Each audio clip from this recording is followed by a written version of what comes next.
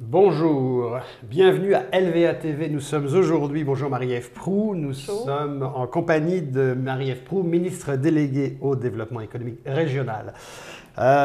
Pour situer Marie-Ève Proulx, en fait on s'est connus dans un passé pas si lointain. J'étais éditeur du journal Loi Blanche, coopérative de presse de la Côte-du-Sud, votre territoire, et vous m'aviez invité à visiter le cimetière de Saint-Pierre de la Rivière-du-Sud, dont vous étiez mairesse. Tout à fait.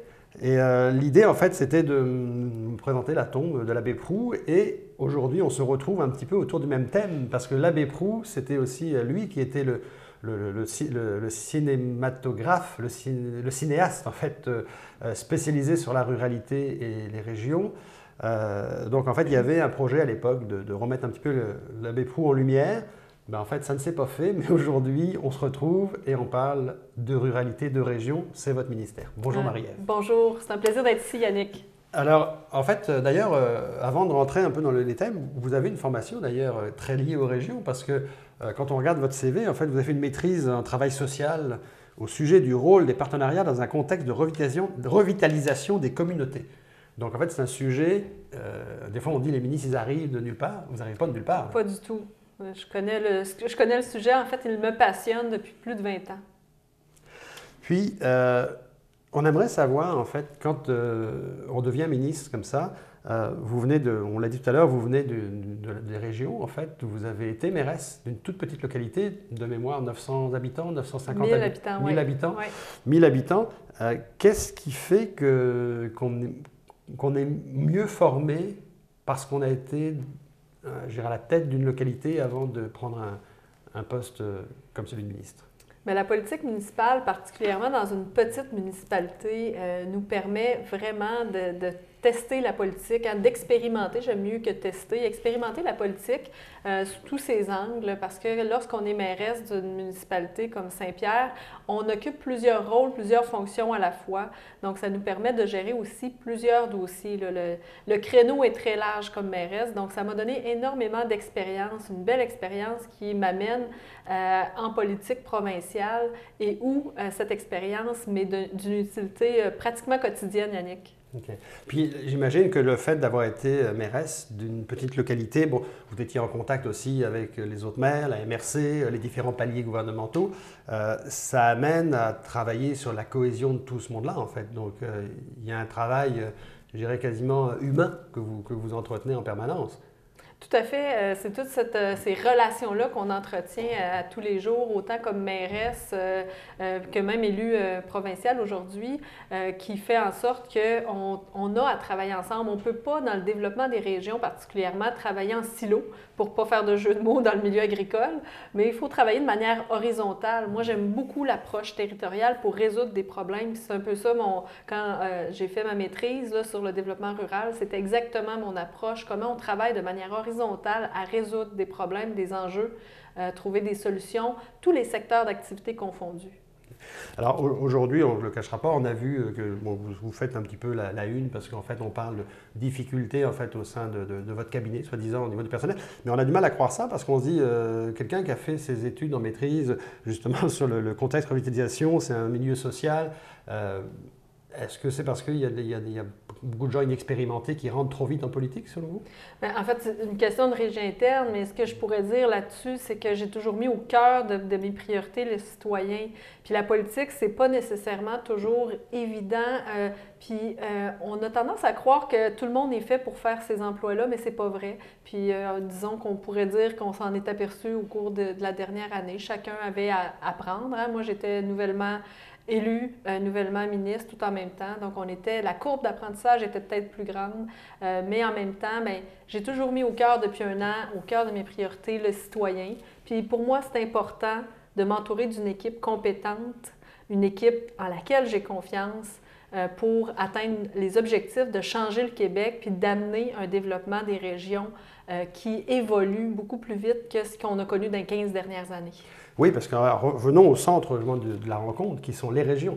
Les régions, ça fait des décennies. Moi, j'étais éditeur, comme je vous l'ai dit tout à l'heure, sur la Côte-du-Sud. On parlait déjà des régions qui se vident. Ça fait 10, 15, 20 ans qu'on entend dire les régions se vident. On aimerait comprendre quelles sont les solutions pour dynamiser tout ça? Qu'est-ce que la CAQ va amener pour dynamiser? Est-ce que vous allez ramener l'immigration en région? Est-ce que c'est possible, ça? En fait, on a plusieurs pistes de solutions. Puis actuellement, j'ai mis en place un comité pour développer une stratégie de développement économique régional.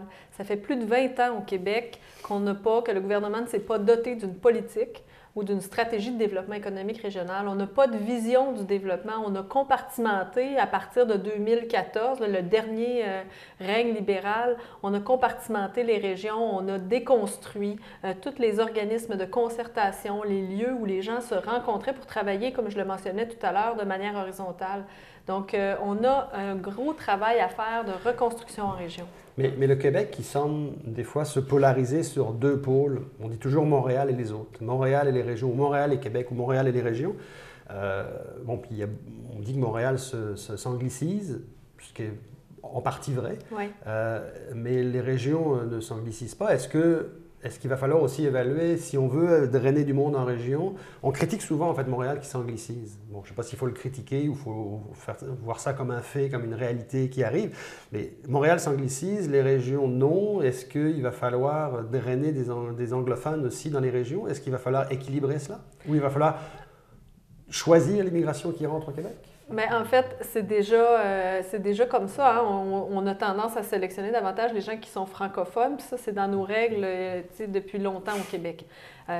Toutefois, là, vous soulevez la question de est-ce qu'on force les gens à migrer vers les régions? Puis ça, c'est vraiment... c'est pas permis de faire ça, évidemment. Mais les régions sont de plus en plus attractives pour attirer les gens. Moi, ce qui me préoccupe beaucoup comme ministre délégué au développement économique régional, c'est d'assurer qu'il y ait des politiques publiques qui tiennent compte du développement des régions, qui ne fassent pas comme si on a fait dans les dernières années où on faisait une politique mur à mur, sans tenir compte des spécificités de chaque région. Tant pour l'éducation, la santé, le développement économique, on faisait un modèle puis on l'appliquait partout. C'est le cas des milieux humides, par exemple, que vous connaissez bien en milieu agricole, où on a pris le modèle, c'est comme si on a tout fait, nos études à Montréal, mais on sait qu'en Abitibi, toute la région est un milieu humide. Donc, vous visez plus de concertation. Si chaque région plus peut de un peu respect, de moduler l'intervention de l'État en fonction des spécificités de chacune des régions, puis dans un souci d'équité interrégionale.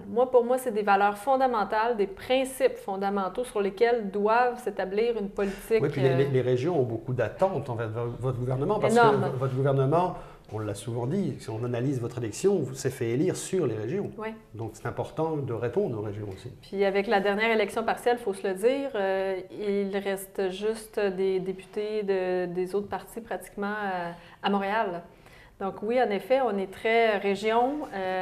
Puis l'idée, c'est qu'on mette aussi de l'avant notre idée d'occuper, d'habiter notre territoire. C'est nécessaire au Québec qu'on habite ce grand territoire. Mais pour occuper le territoire, est-ce que, puis ça rejoint un peu une actualité récente qui touche votre région, la Côte-du-Sud.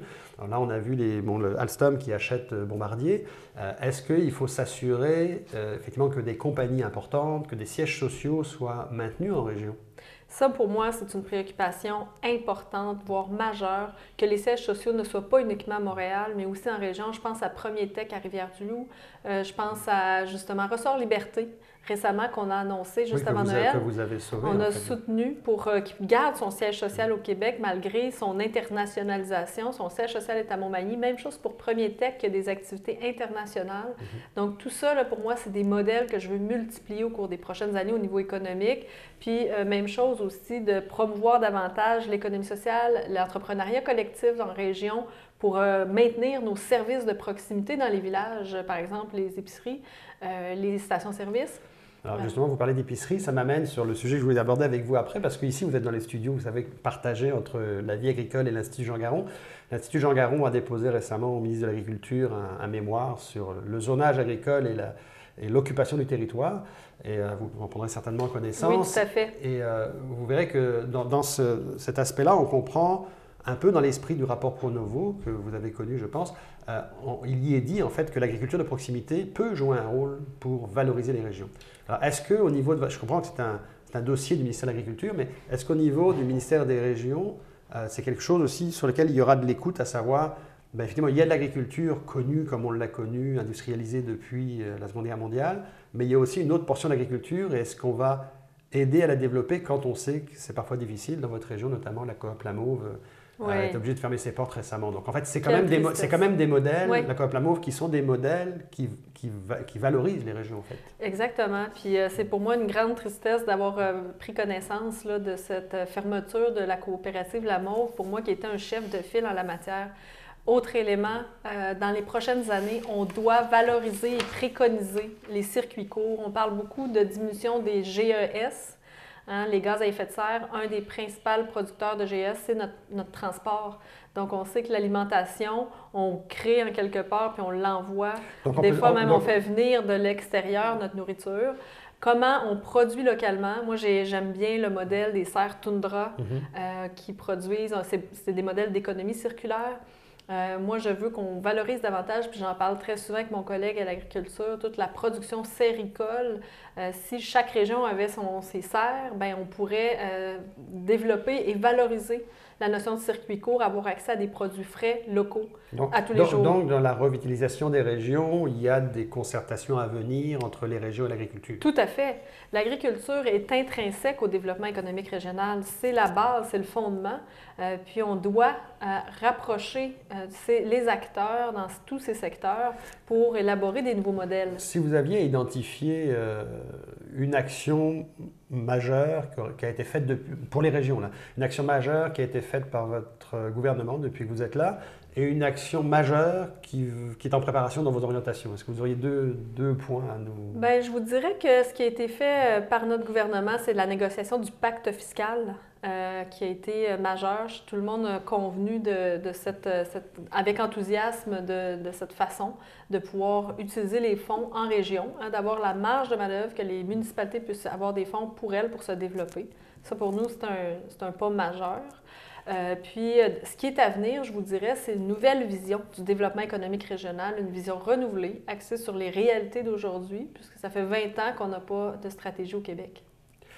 Puis pour terminer, le dernier sujet qu'on aimerait aborder, on est à Québec, à quelques pas de l'Assemblée nationale, mais aussi à quelques pas du Vieux-Québec, le troisième lien, qui est un gros projet, un grand projet que la CAQ a mis de l'avant avant les élections. Il y a plusieurs projets, en tout cas il y a plusieurs éléments qui sont sortis au fil du temps dans la presse. Là, je pense qu'on est rendu à l'étape d'un tunnel sous le fleuve qui arrive au niveau de l'usine Rothman, dans la basse ville. J'aurais deux questions par rapport à ça. D'abord, êtes-vous confiante que le projet va se réaliser? Parce qu'il y a certaines sources des fois qui nous disent « Oui, le projet, c'est tellement gros, puis c'est tellement cher. » Ça va se frapper le nez au Conseil du Trésor, puis ça arrivera peut-être jamais à terme. Est-ce que vous êtes confiante qu'au niveau financier, on est capable au Québec de se payer ça?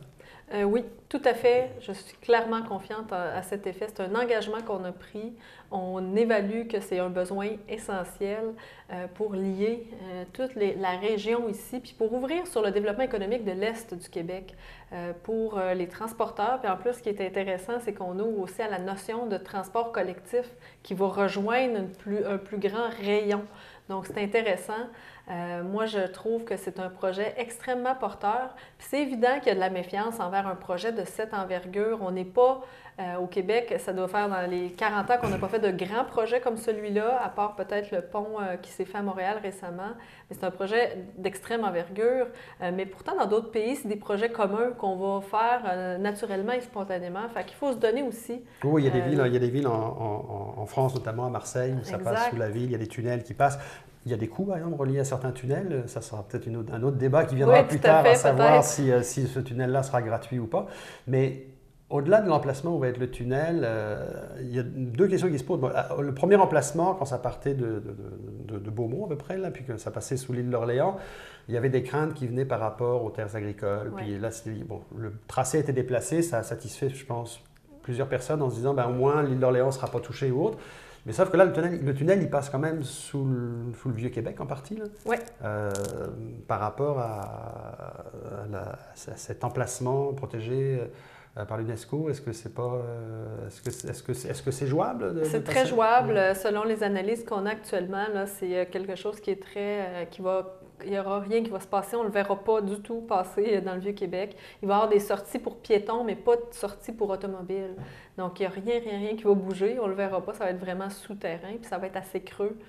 pour s'assurer de la viabilité de ce tunnel. Puis le troisième lien, qui est effectivement, on va revenir à l'essence du troisième lien, la raison pour laquelle votre gouvernement a poussé l'idée du troisième lien et pour laquelle vous le portez, je pense, encore là, ça rejoint votre ministère, c'est le développement des régions, donc c'est le développement de toutes les régions de l'Est qui ont un accès à Québec plus rapidement et plus facilement. Oui, puis le transport va être facilité, évidemment. On est au Québec, on ne peut pas tout transporter en train ou en transport en commun. On a la preuve aujourd'hui, d'ailleurs. Oui, exactement. Donc voilà, c'est vraiment pour ouvrir sur l'Est et la Côte-Nord. Moi, je le vois vraiment comme une opportunité de développement économique. C'est quasiment une autoroute, en fait, entre les deux régions, en fait. Oui, voilà. Et pour terminer, en fait, donc, je pense que votre gouvernement a promis ce tunnel, pas forcément dans son premier mandat, mais en tout cas qu'il avancerait dans le premier mandat. La première pelletée de terre est promise avant la fin du mandat de M. Legault, c'est encore à l'ordre du jour? Oui, tout à fait. Même encore à l'Assemblée nationale, on l'a affirmé aujourd'hui. Madame Proulx, merci beaucoup d'être venue nous voir. Merci à vous, c'est un plaisir. Bonne journée.